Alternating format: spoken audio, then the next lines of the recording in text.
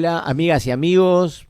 Es otra nueva reunión de Café con Penalistas. Hoy tenemos una temática muy importante, muy interesante, que es la reforma de la Constitución de 1994 y la Asamblea Constituyente, la Convencional de 1994. Un invitado especial que nos va a esclarecer de cómo fue ese desarrollo histórico de la República Argentina del 1994. El invitado es el doctor Eduardo Valdés, es actual diputado nacional, fue un activo militante allá en los 90 en la universidad donde lo conocí.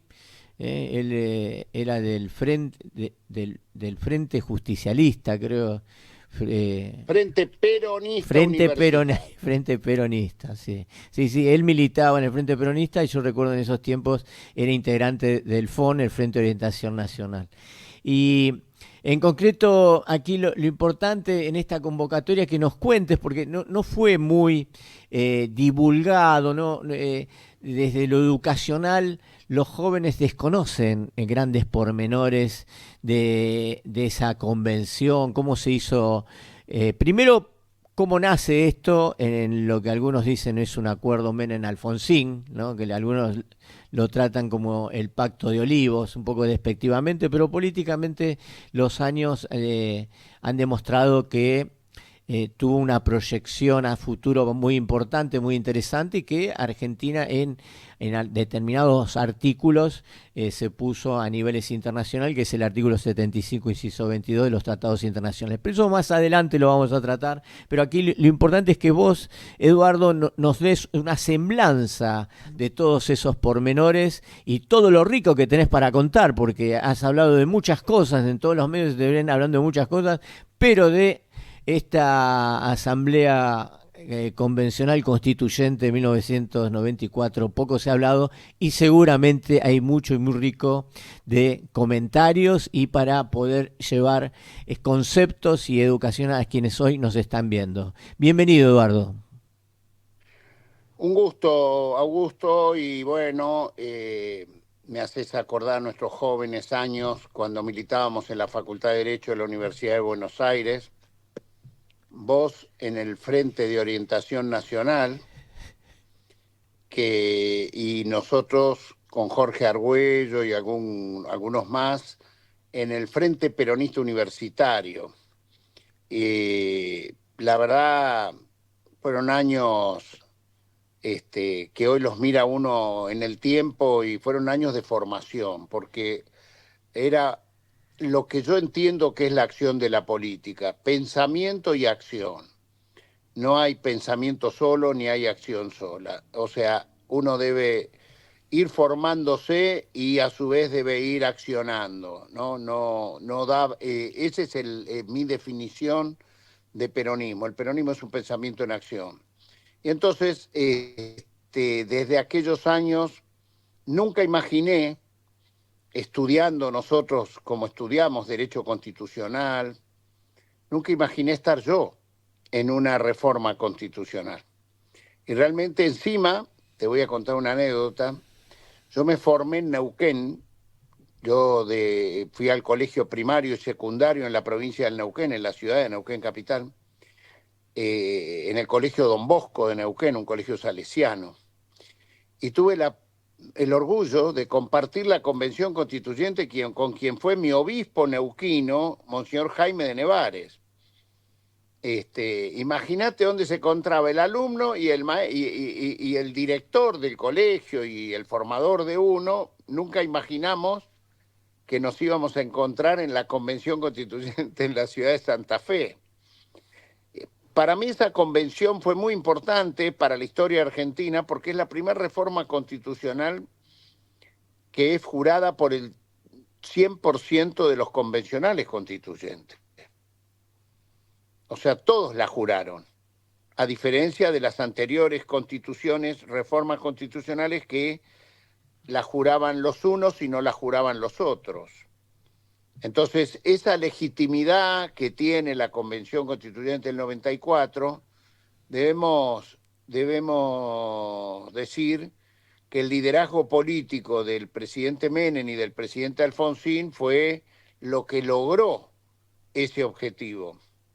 Pagó caro Raúl Ricardo Alfonsín el Acuerdo de Olivos, pero hoy la historia se lo está reconociendo. Pagó caro porque el radicalismo en las elecciones posteriores a la constitución, a la constituyente, este, redujo muy fuerte su caudal electoral y creció el caudal electoral de quien era el espacio político que se había opuesto al acuerdo de Menem y Alfonsín, que era el Frente Grande.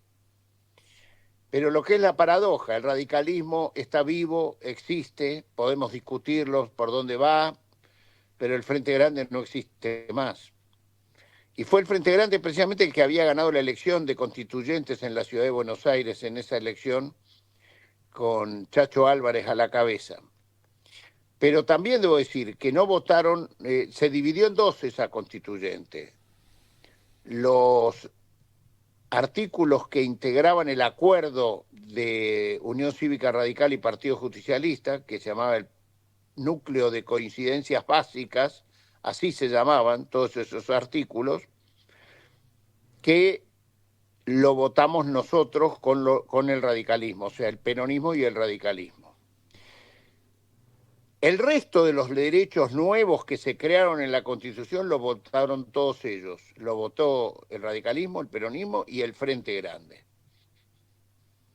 Y dentro de ellos, como bien decías vos, Argentina, quizás por la historia preexistente que tuvimos, fue el primer país que puso con rango constitucional los tratados internacionales de derechos humanos. Eso es un rasgo distintivo de la Constitución argentina que la estudian en el mundo. Puede haber cometido algunos errores esa Constitución, pero eso es el mayor logro que en el mundo admiran de la Constitución argentina. A Y mí me ha tocado más a ir a hablar afuera, al exterior de la Constitución, que lo que se habla acá adentro. sí, Eduardo, ahí te quiero consultar. ¿Es cómo que nace esa incorporación de los tratados internacionales a la Constitución? Y después, más adelante, te voy a preguntar cuál es tu visión en cuanto al rango de los tratados internacionales en la Constitución. Pero es otra temática. En esto, ¿cómo nace? ¿Qué sector político o académico es el que dice debemos incluir los tratados internacionales?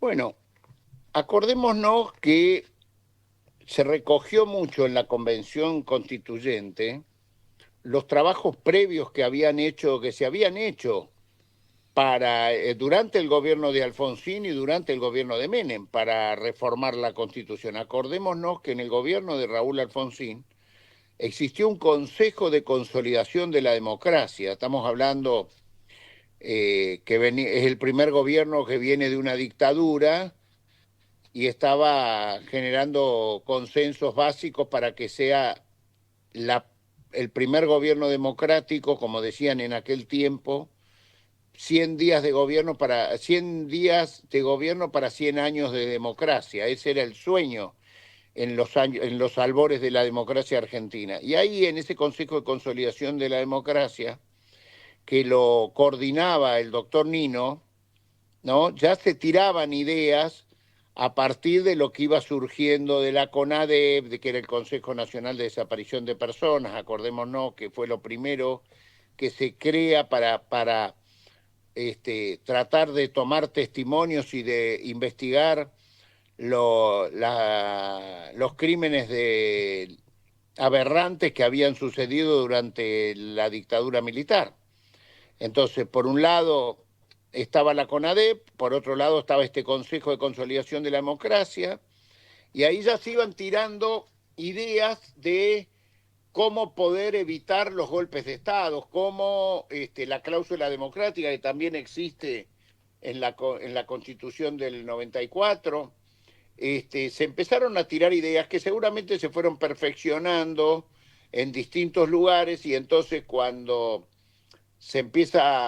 a partir de que acuerdan el doctor Menem con el doctor Alfonsín, empiezan a incorporarse los equipos que habían trabajado en todos estos temas durante el gobierno radical con los equipos que habían trabajado todos estos temas durante el gobierno de Carlos Menem, ¿no? Y bueno, y empiezan a desgranarse los temas y lo cierto es que desde el comienzo de que llegamos a Santa Fe ya sabíamos que iba a haber una comisión de tratados internacionales, de estudio, para ver si le podíamos dar rango constitucional y qué tratados eran los que se incorporaban. Yo quiero decirte que si vos me permitís, quizás el día más complejo que vivimos dentro de las sesiones de la Convención Constituyente fue el día de la aprobación de los tratados internacionales de derechos humanos con rango constitucional. Porque efectivamente, acordémonos que había una representación por la provincia de Buenos Aires del Modín, que era el espacio de Aldo Rico, que eran los que habían, los carapintadas que se habían sublevado durante el gobierno de Alfonsín, ¿no?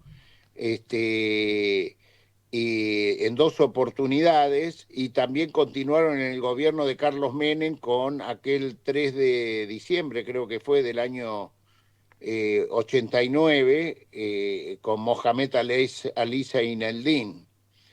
Entonces, estando ellos presentes, y había un espacio también de la derecha, bastante de estos que se denominan liberales, pero sabemos que son, eh, se sienten más cómodos en gobiernos no democráticos que en gobiernos democráticos, a pesar de que habían sido elegidos para ser convencionales de una reforma constitucional. Fue el más resistido de los artículos. Sinceramente, el tema de los tratados internacionales, y al punto que hubo un momento que el doctor Vázquez, que era uno de los abogados y diputados del Modín, que había sido electo por la provincia, por la ciudad de Buenos Aires, y había sido funcionario de la Cancillería de Zavala Ortiz en la época de Ilia, pero que después se había transformado en un abogado bastante vinculado a los Carapintada, y allí tira un brulote como diciendo que se acababa de enterar por vía de un convencional de la Unión Cívica Radical que cuando si Perón bajaba del vuelo que lo traía en el año 65, estaba previsto matarlo y que eso se lo había contado, que lo iba a hacer Ilia. Bueno, imagínate cuál era el objetivo: romper la relación radical y peronismo. Claro. Entonces ahí se arma una serie de murmullos, se empiezan y se levanta el doctor Alfonsín de su banca y lo va a buscar, o sea, lo quiere enfrentar cara a cara, puño a puño. Y ahí fue muy importante la presidencia de la convención en manos del doctor Alberto Pierri, el diputado, que era presidente de la Cámara de Diputados. Él era el vicepresidente de la convención. Eduardo Menem, gran presidente de la convención, y el doctor Ramón Mestre, por el radicalismo, vicepresidente segundo. Pero en ese momento le toca dirigir la convención a Pierri, a Alberto Pierri, y tiene la inteligencia que daban como 40 y pico de oradores. Lo que trataban de hacer los del Modín es que no se sancione, que no haya, que nos peleemos antes de sancionar este artículo que trataba que los tratados internacionales de derechos humanos integran la propia Constitución y tienen el mismo valor que las normas, que el resto de las normas constitucionales. Y ahí entonces Pierri, muy sabiamente, pide que renunciemos a la lista de oradores quienes estábamos anotados y pasemos a votar. Y para eso no estaban preparados y bueno, votamos y fue abrumadora la cantidad de votos porque fue cerca de del 85-90% de la convención. Lo que pasa es que los antitratados internacionales de derechos humanos eran mucho más ruidosos, pero fue un alivio cuando el doctor Alberto Pierri, el convencional constituyente Alberto Pierri dijo: señores, el derecho ya es constitución. Entonces fue una gran alegría de todos los que estábamos ahí, menos los del Modín, y realmente me acuerdo, Juan Pablo Cafiero era el presidente de esa comisión, y Marisa Graham, quien es hoy presidenta de la Comisión Bicameral de Niñas, Niños y Adolescentes, era la directora de la comisión. Los nombro porque vale la pena, no fueron fáciles conducir a los distintos diputados que integraban esta comisión que terminó siendo tan importante. Ahora, con respecto a esta comisión, si recordás, ¿utilizaron algún parámetro internacional de otros países donde los tratados internacionales tengan también esta raigambre constitucional? Realmente eso resulta llamativo. Hoy no, hoy es como decís vos, somos un ejemplo internacional en esto, ¿no? En pocas cosas somos ejemplo, en una es en esto, pero realmente es importante ver cuál fue la raíz, de dónde surgió esto del tratado internacional, equipararlo o ponerlo como supranacional, ¿no? Bueno, que ese es uno de los debates. yo creo que nuestra fuente principal fue la historia misma argentina. Y eso es lo importante. No, yo te podría decir, sí, nos inspiramos en tal o cual. No, no, no. Fue la historia misma argentina que, como bien dije, la empezaron a plantear ya los que integraban aquel Consejo de Consolidación de la Democracia, que era un grupo de pensadores que coordinaba el doctor Nino, pero por ejemplo ahí estaba el doctor Jorge Tayana, padre del último ministro de Defensa y canciller argentino, que fue Jorge Tayana padre, fue ministro de Educación de Juan Domingo Perón en el 73, y él fue uno de los que integró la Comisión de Consolidación de la Democracia. Y bueno, está bien, vos sabés que lamentablemente en el mundo la desaparición forzada de personas en los estudios de las academias del derecho mundial se denomina muerte argentina. Esto es horrible, pero sucede. Y porque sucedió la muerte argentina, existió este artículo donde los tratados internacionales de derechos humanos tienen en la Argentina fuerza constitucional como la ley misma.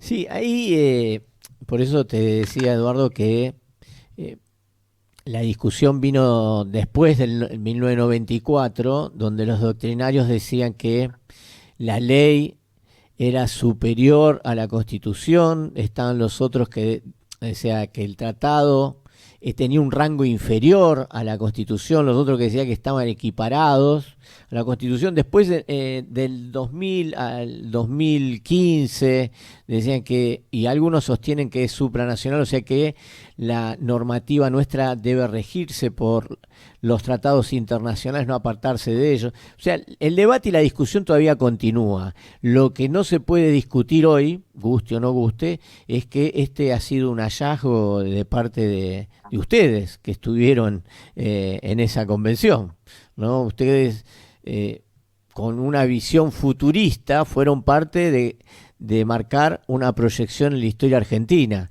Después, si nosotros lo supimos canalizar o no, es otra temática, es para otro encuentro, pero que marcaron la historia de Sudamérica, de eso no, a mí no me cabe la menor duda.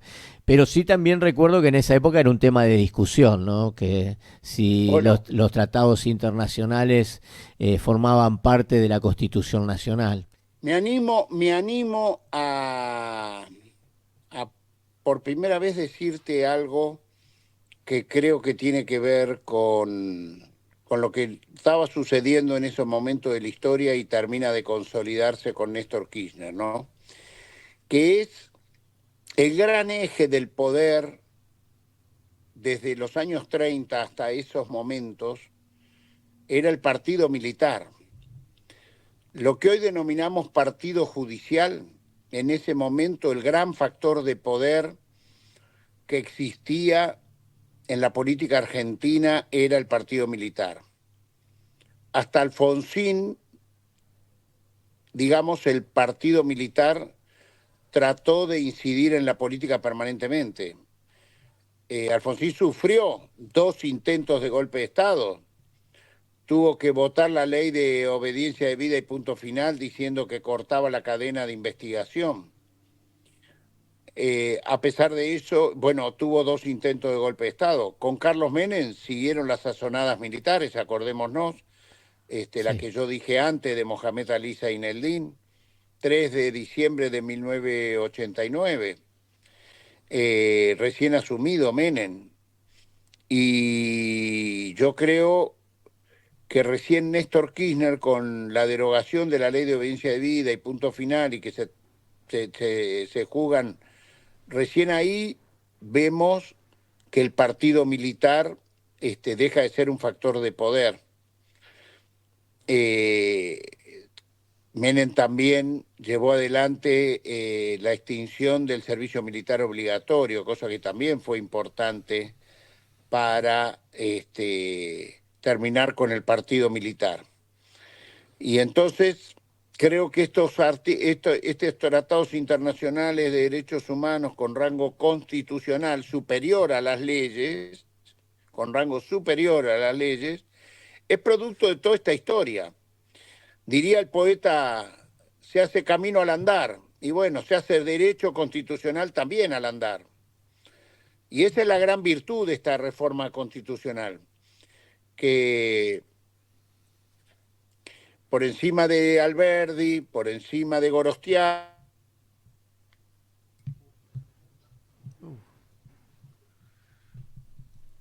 también constituyentes del año 94 que crearon, de acuerdo a la historia reciente de los argentinos, generaron constitución para que nunca más en la Argentina se gobierne fuera del Estado de Derecho.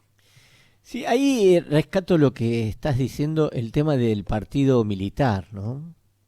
Que en ese momento estaba vigente, tenía también poder de fuego, no como una década atrás, pero tenía poder de fuego todavía importante. Y Tenía poder de fuego, sí, sí, mucho por poder de eso. fuego. Y, eh, y cómo lo emparentás, ¿no? Armás o haces un paralelismo con lo que hoy se llama el partido judicial. O sea, creo que la Bueno, lo historia... que pasa es que el partido judicial son los primos pobres, eran los primos pobres de aquellos aristócratas, de los dueños de la Argentina. Unos eran curas, otros eran militares y otros iban a la familia judicial, como se le denominaban. Eh, la familia militar dejó de tener poder y entonces los grupos concentrados económicos empezaron a querer dominar la justicia. Y lo vemos que eso sucede. Nadie, ningún juez, mira, cuando uno va a clamar derecho, a clamar justicia en los tribunales, sobre todo en los tribunales federales, penales, que es ahí donde está la cosa, ninguno de ellos ellos le tienen un miedo total a 3 tapas del diario Clarín y 2 del diario La Nación. No hay jueces valientes que se animen a desafiar esta situación. Y ahí Fíjense, sí, te quería consultar, ahí, porque yo hice un programa, te invito a que lo veas cuando tengas un momento libre en tus vacaciones, que hice el caso Vialidad, un análisis de la visión del derecho procesal penal, sin hacer una evaluación jurídico-política, sino procesal. Y ahí lo que notaba, y yo lo manifesté, que un poco compartiendo esta parte de tu discurrir, de tus conceptos, que quizás nos debemos una reforma de la justicia federal, porque la ley de Gustavo Belli, ahí digo, de Gustavo Vélez, de allá de principio del 2000, en el gobierno del doctor Kirchner, y después a posterior medio también se insistió en el tema que todo lo que son los juzgados de instrucción criminales pasan a ser todos federales. Y al día de hoy no se ofreció ninguna mejor propuesta. Creo que a vos te he escuchado en algún medio, así hace días, sí, bien, hace días en Canal A24 te vi diciendo, bueno, vamos a llegar a la situación donde no podemos descartar llevar a una elección, a elegir los jueces por el voto popular. Esto te lo escuché a vos. Está muy actualizado, ¿eh? Bueno, yo quiero decir que hubo intentos muchos de querer reformar la justicia y el poder que tiene, no los jueces, los mandantes de los jueces, que son muchas veces dueños de medio o dueños de las grandes empresas, se juntan en AEA, la Asociación Empresaria Argentina, donde hoy están divididos porque algunos quieren que sea el hijo juez de la corte y otros no. Entonces, la primera vez que dentro de la propia Asociación Empresaria Argentina no pueden sacar un comunicado conjunto, aunque han intentado, los del hijo han intentado y no ha habido consenso. No conozco bien por qué, quiénes son los que están a favor y en contra ahí, pero eh, viste que ahora también sale a opinar del derecho la Cámara de Empresarios de Estados Unidos. Hoy mismo me llegó AmSham, se llama, ¿no? Sí, Que advierten de que si no hay ley de ficha limpia, peligra la seguridad jurídica en la Argentina. La firma un señor Gómez Minujín, que caramba. dice ser el presidente de la Cámara Argentina Norteamericana, ¿no? De empresarios. Yo le diría al señor Gómez Minujín que si ponen ficha limpia en Estados Unidos, Donald Trump no puede ser presidente. Desde ya, fue condenado. Y que también les digo a Mauricio Macri, que sale hoy o ayer haciendo un comunicado de prensa hablando contra la corrupción, entre comillas le pongo yo, que es indispensable que quienes están condenados en doble instancia no pueden ser candidatos. El señor Mauricio Macri fue condenado en primera y segunda instancia y fue la Corte Suprema de Justicia en la causa del contrabando de autos, se llamaba Opalsen, contrabando de autos, implicado Mauricio Macri y su padre, Franco Macri. Fue la Corte Suprema de Justicia encabezada por el doctor Nazareno y el doctor Molineo O'Connor como vicepresidente los que absolvieron la doble condena que tenían la familia Macri por el tema del contrabando de autos. Después él tuvo doble condena con la causa de espionaje ilegal de el famoso caso de el comisario Palacios, el Fino Ah, Palacios, de sí, Ciro James, que hacían espionaje ilegal a un familiar de víctima de AMIA, Sergio Burstein, ¿no? Y a la hermana de Mauricio Macri, Sandra Macri, y a su pareja, que era un parapsicólogo, que lo mandaron a espiar. Por esa causa Macri asumió el presidente doblemente procesado. En primera instancia por el juez Ollarvide, que no era un buen juez. Yo estoy de acuerdo, por eso digo que no hay ficha limpia sin justicia limpia. No era un buen juez. Como tampoco es un buen juez Ercolini, que es el primero que la condena a Cristina. Como tampoco era un buen juez Urso, el que lo lleva preso a Carlos Menem. Por eso digo, era el juez de la servilleta. El juez Urso después terminó yéndose una semana antes de que el juicio político lo destituyera, Sí, pero no era renuncia. juicio político, no era juicio político por la causa de Menem, era juicio político por otra barbaridad que había hecho, que no tenía tanto que vincular con la política, sino con algún mastiquín económico. Y así como Urso era un juez de la servilleta, como se denominaban a los jueces adictos a Menem, Ollarvide también, que fue el que lo procesa a Mauricio Macri, y yo pienso que Ercolini es lo mismo, es el juez del Lago Escondido, que viaja con los dueños del diario Clarín, con servicios de información, con otros jueces a escondidas al Lago Escondido, que no sabemos hasta ahora para qué fueron, y que fueron descubiertos. Y cuando fueron descubiertos, escuchamos en audios la cantidad de ilícitos que querían cometer para que no nos enteráramos los que ya nos habíamos enterado. Entonces hablaban entre ellos cómo truchar pasajes, cómo truchar facturas. Bueno, te das cuenta que, como digo, es importante que en la causa vialidad que vos me estabas hablando, en la causa vialidad, si el juez es así como lo describo, no te cuento. Me gustaría charlar, porque te reconozco un especialista en el derecho penal, me gustaría que un día hablemos de eso, porque yo la tengo bien estudiada. He escrito un libro sobre... Ah, ¿has escrito un libro? No He sabía. escrito un libro que se llama Objetivo Cristina. A ver si lo tengo por acá, te lo muestro, no, no lo tengo acá a Bueno, mano. en algún momento te voy a Objetivo molestar que me Cristina, envíes el PDF. te lo voy a regalar, te lo voy a Ah, bueno, te regalar. agradezco, te tomo la Quiero palabra. decirte, Yo quiero decirte sí, que lo que está violado en el caso de vialidad es el juez, vos y yo estudiamos en la facultad que debe ser y parecerlo.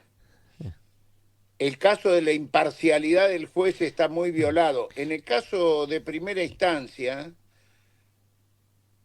la causa vialidad fue denunciada ya en el año 2005 y le tocó al juez Ercolini en el año 2005 y él la desestimó porque dijo que le correspondía juzgar eso, era por las obras públicas que en se Santa estaban llevando Cruz. adelante La competencia era en la Santa provincia de Cruz. Santa Cruz, y delegó la competencia en Santa Cruz, Sí, donde fue juzgada en sobreseído. primera, segunda y tercera Sí, instancia y cosa juzgada. sí, señor, sí, Sin sí. embargo, en un hecho inédito, primera violación de la cosa juzgada en la Argentina, en el año 2016,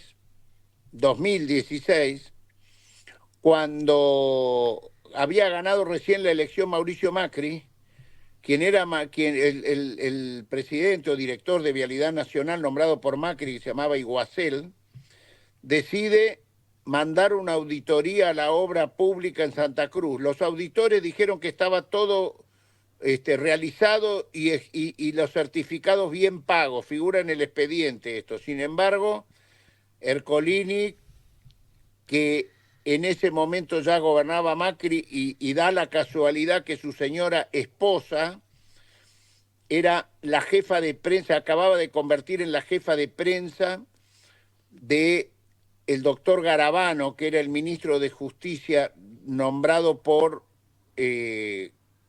Mauricio Macri. Entonces allí deciden reabrir la causa contra Cristina. Y con todas esas, te imaginás lo que yo pienso de esa sentencia y cómo la imparcialidad fue totalmente violada y el principio de cosas juzgadas. No Sí. te cuento nada cuando en el tribunal oral nos enteramos toda la sociedad que los tres jueces que integran el tribunal oral y el fiscal jugaban juntos en un equipo de fútbol que se Sí, llamaba Liverpool, sí, sí. en la casa del presidente Macri, en la Quinta Los Abrojos, que cuentan los jugadores de fútbol amateur, que es uno de los mejores céspedes que existen en canchas de fútbol.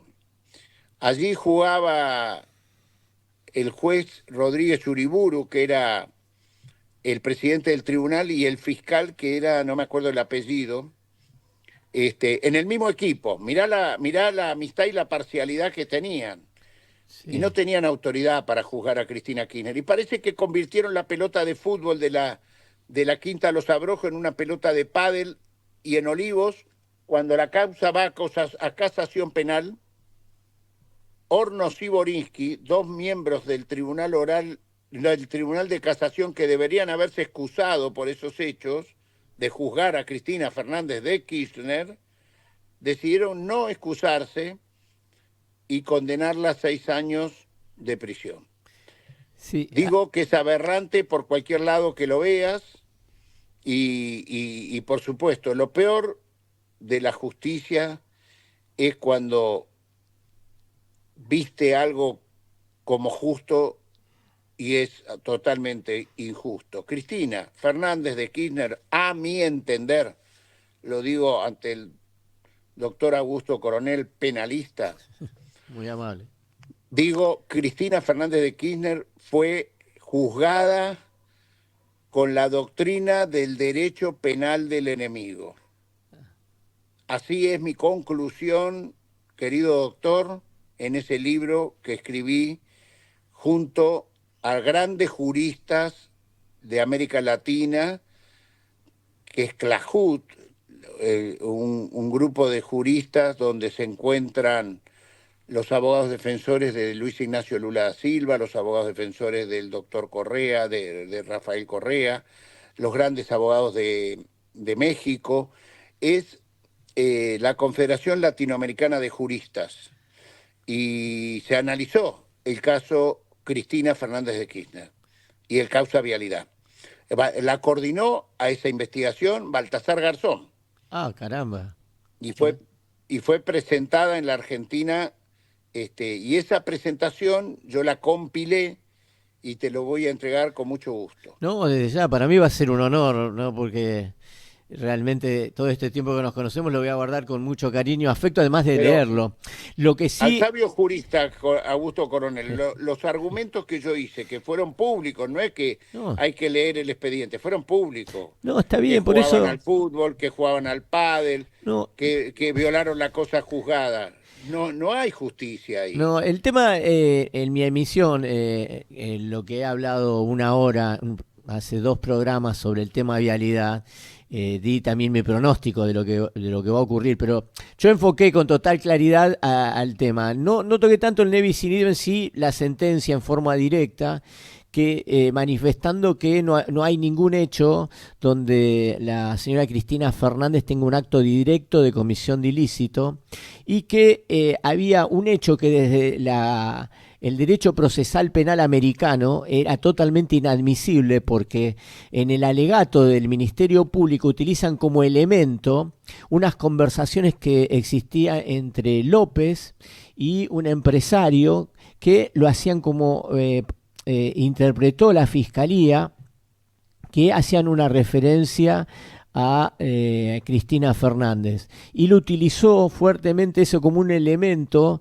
de imputación la fiscalía, diciendo que a partir de eso se marcaba la connivencia y darle forma a la imputación de asociación ilícita que buscaron llevar adelante el Ministerio Público y dos de los camaristas, uno en tribunal oral y otro en tribunal de casación. Y el tema de la imparcialidad también lo he manifestado, cuando lo veas, está todo esto, como yo digo, en las asambleas del Club River Plate. Lo mío está en las redes sociales. Y también aseveré, nosotros le quiero decir a quienes nos estén viendo y compartiendo con nosotros este diálogo, yo con el doctor Eduardo Valdés no he hablado de este tema, pero en mi programa hice hincapié que hay una garantía constitucional seriamente afectada, que es el de la imparcialidad.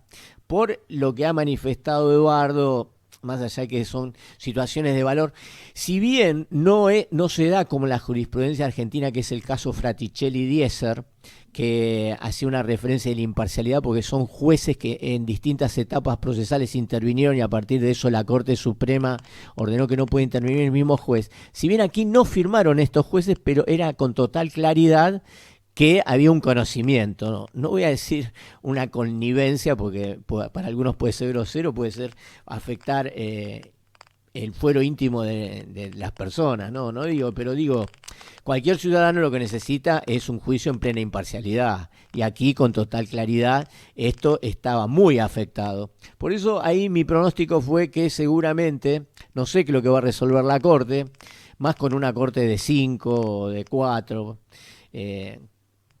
lo sano sería ampliarla para resolver este tipo de situaciones, pero más allá de eso, en el peor de los cuadros, yo hice mi pronóstico que finaliza en la Corte Interamericana de Derechos Humanos, porque está afectado el nebis in idem, como bien ha dicho Eduardo, y el tema de la imparcialidad por distintos aspectos que se llegaron a conocer. Que se conocían o jugaban en un mismo equipo, viajaron juntos al mismo lugar, o sea, para juicios de estas características, digamos que hay una afectación muy seria, no quiero hablarlo en términos futbolísticos, quiero mantenerlo en lo jurídico. Seriamente, cualquiera de nosotros imputado ahí va a decir acá, no fueron justos conmigo, así que yo coincido en ese aspecto, no voy al fondo de otras cuestiones, pero esto y lo de la Fiscalía que incorpora en el alegato nuevos elementos, eso es plenamente, lo consideramos improcedente con total claridad en todo sistema procesal penal. Pero ya lo vas a ver, no es que lo hayamos hablado antes, quiero aclararlo, ¿no? No, para nada, para nada. Muy bien. Pero bueno, ha sido una buena conversación. La podemos seguir en términos penales en lugar de constitucionales la próxima. No, eso desde ya va a ser muy rico, y desde ya te voy a convocar en esas reuniones, porque desde la visión penal esto resulta muy, muy interesante, pero más allá de la afectación del nombre de la persona. Bueno, además creo que eso se lo he escuchado a la exmandataria, que yo esto lo vengo diciendo hace años, que es una sentencia que lo benefició a Donald Trump, más allá que está condenado en Estados Unidos, ¿no? Una el tema del Capitolio y el otro es el tema que tuvo con una señora, con una mujer, pero es que en los temas que se denuncian corrupción, quedó claro que en uno de los hechos donde se lo había denunciado a Donald Trump, es que ese tipo de situaciones no se le pueden imputar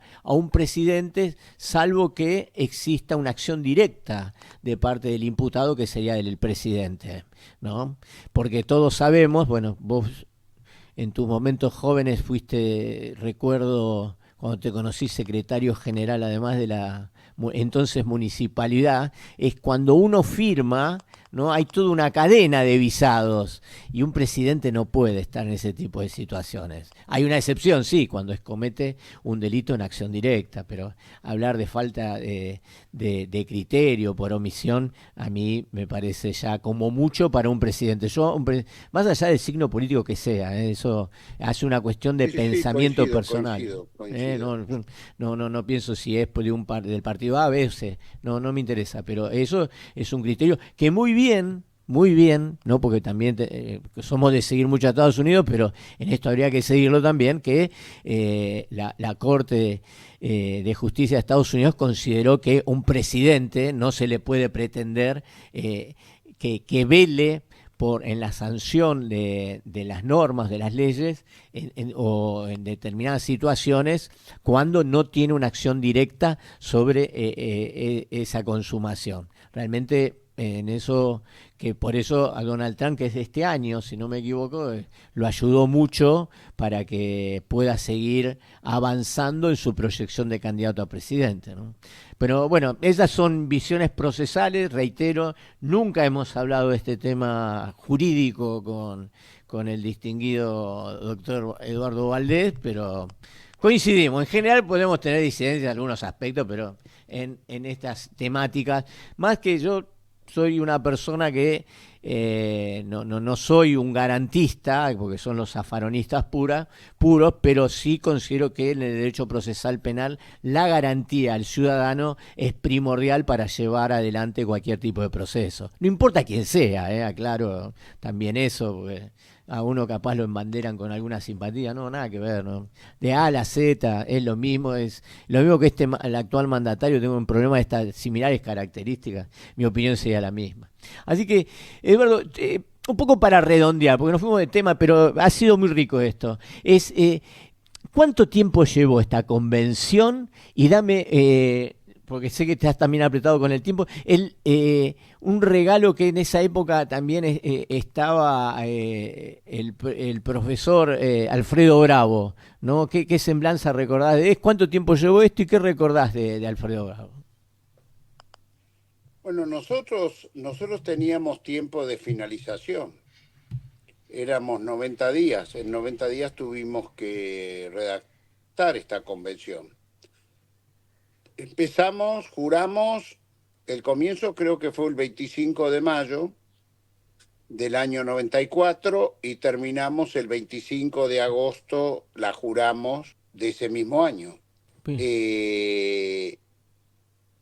Y bueno, también eso es otro ejemplo de cómo pudimos discutir, porque no es que no hubo discusión, pero sabíamos que teníamos que llegar a consensos en 48, 72 horas.